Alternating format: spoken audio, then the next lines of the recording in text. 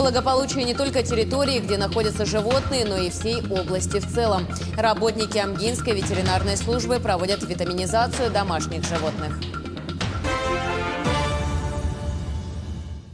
В эти дни работники Амгинской ветеринарной службы проводят витаминизацию домашних животных.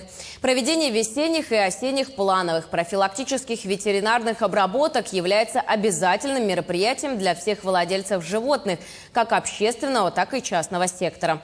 В плановые профилактические ветеринарные обработки, кроме вакцинации животных, входит и взятие крови для исследования на различные болезни животных.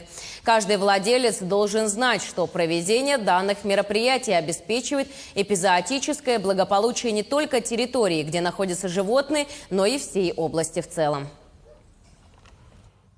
Всех поголовно берем кровь на исследование на лейкоз и бруцеллез. И на аллергические реакции туберкулез, паратуберкулез. Если все отрицательно хорошо, после этого ставим вакцинацию.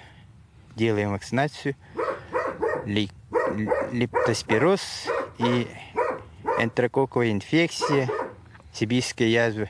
Витаминизацию обязательно делаем, чтобы хороший приплод пошел.